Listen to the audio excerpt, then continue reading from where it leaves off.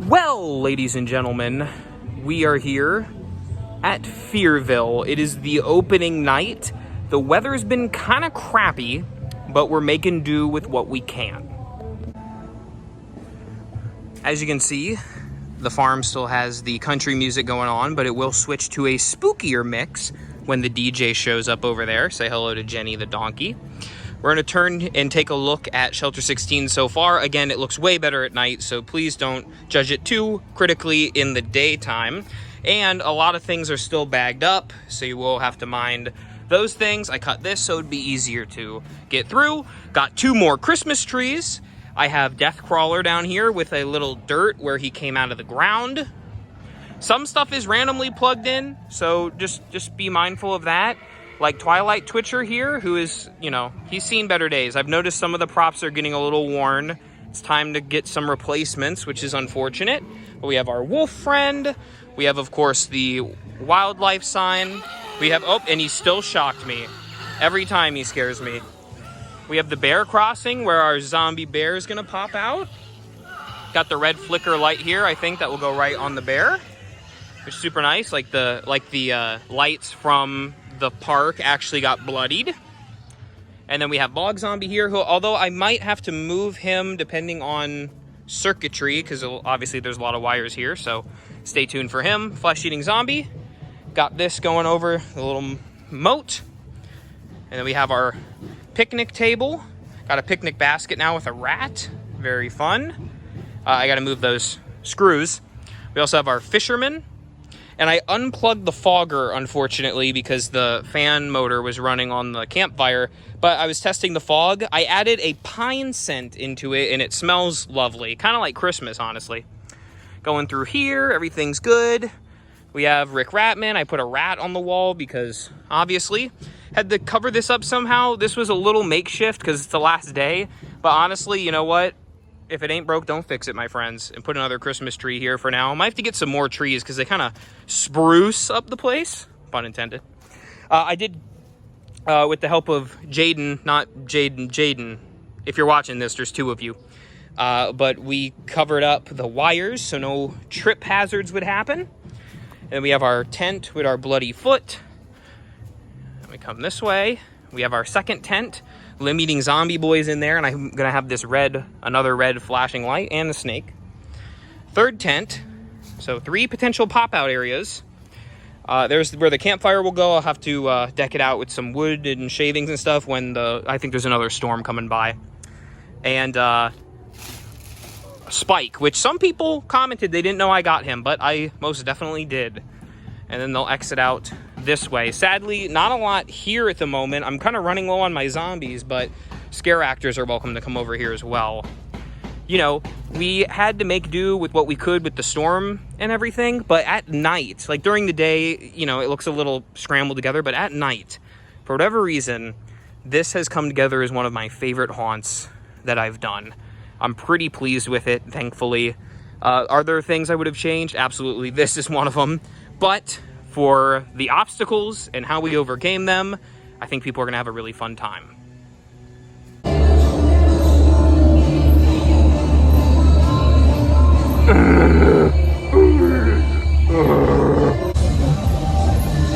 I might sound muffled because I'm in my mask, but this is the opening night of Shelter 16. It really does need to get darker though for the full effect. And I'll get better video, I promise, but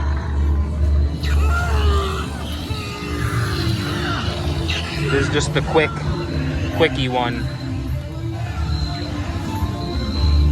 Uh-oh, that light. I need to make sure it gets on him better. It's also hard to judge when it's not dark out.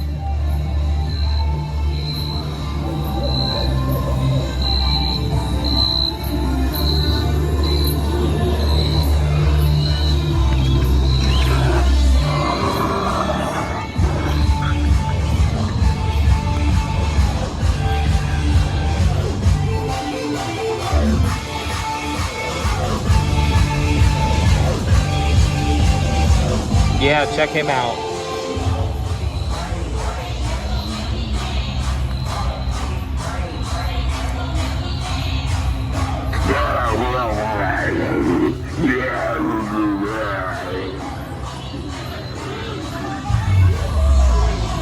Pretty sick. All right, ladies and germs, day 2 of the haunt. It is October 5th today. We had our opening night last night. It was a rougher opening because of the weather, but we had a fairly decent turnout, about 50 guests, and just doing this for as long as I have, you find there's like a 75-25 ratio. 75% of people that go in, they may not like piss their pants, get scared, but they're looking to have a good time with their family. They laugh, they have a nice time, they give you a high five, and they go, hey, good job. 25% of people cross their arms and pout, and they're like, oh, I'm waiting to be impressed, and they don't. They ruin the time for themselves. And that's, you know, it's true of most haunts, and it was true last night. You find the few people that they don't even laugh when you jump out at them, even if you don't scare them. And you get to people that are genuinely so freaked out. We had a few major freakouts. We had people running across the farm. I live for those moments, and those guests really make it worthwhile. But the haunt is pretty much intact. I have to turn it all on. I put some signage up because we had some kind of miscommunication with the signage. That's on me, and I'll show you what I mean. Over here, I needed to put a sign that says where the line forms and to wait for Ranger, aka me, and that it opens at 7:30, because I had some people that were just trying to hop right into it without me kind of letting them in. And then finally, I needed the actual haunt trail sign. These are all wooden, actually really nice quality wooden signs that you can get from Michael's. And my mom, thanks Mom, has impeccable handwriting. And we tried to match them after real like national park signs where people write their own stuff. So it's really cool. I had this last night. I was like yelling at people through the megaphone because, you know, sometimes the Rangers have that kind of stuff. I just took all the trash bags out. Also, shout out to Don for providing this really cool gun that looks like he was fighting back the zombies, or maybe he even did that to himself. We don't want to know. But what I do know is we are getting ready for night 2. One of the things I also did last night is when I let the guests in and they passed here, because I've been kind of strapped for actors, I don't have my bear yet. And so what I've done is I jump under here and I run over here in costume, and right when they turn this corner, I scare them. And if I can get to it, I try to get back here because that red light is really creepy. So, you know, I try to be light on my toes when I can when I haunt. But so far, I think the overall reception is that this is a fun haunt. And it's definitely one of my favorites that I've done. So as you can see, everything back here is in pretty good shape. I put some waters for the actors in that tent. I even have a sleeping bag on the ground. Chloe, one of the actresses, was jumping up when people walked by as a dead body. That was a really good startle there at the end. But I needed to add this sign because, and this is on me, people were trying to enter in the exit way, which is understandable because it is a path that's large enough, so I made that very apparent. I also put 2 signs over there that are very important as well. Let me do another daytime walkthrough. Even though it's 100% better at night, you can hear the little crickets noises I got going.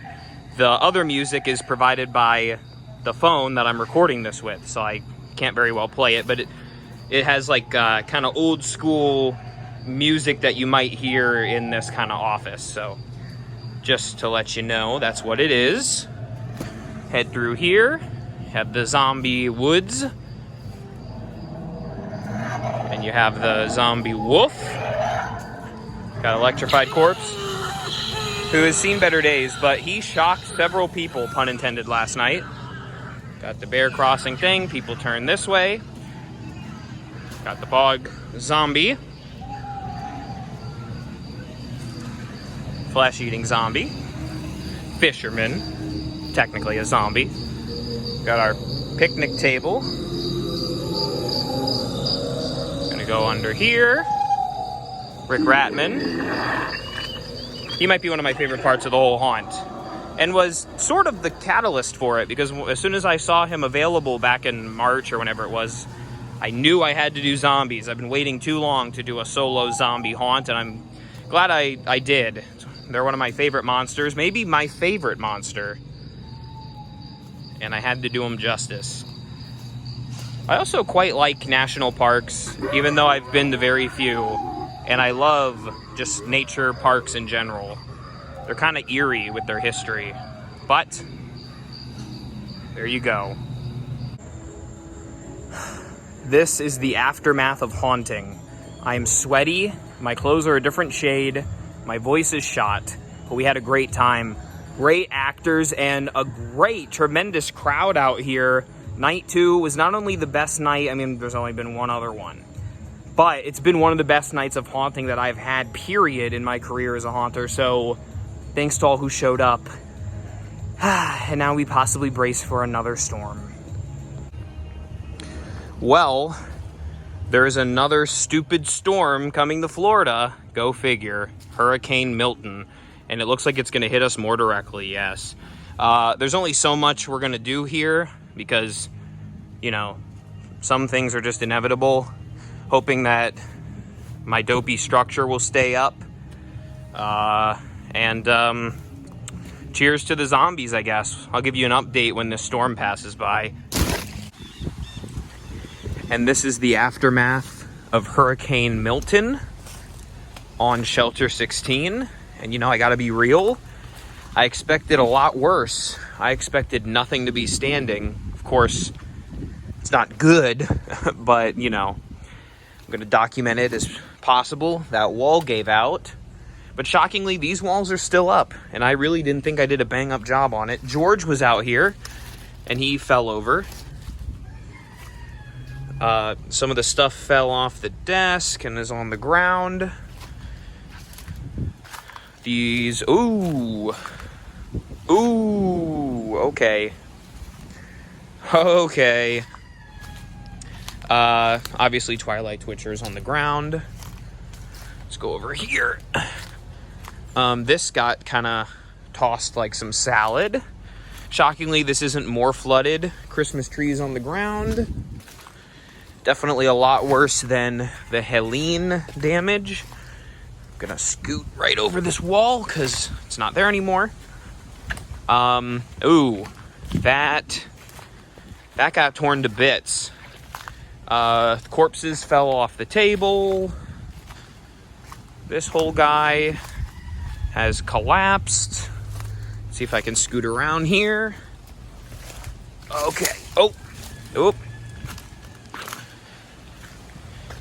Here is what's left of the walls. I see one tent there. I see another tent over there. And this entire fence collapsed.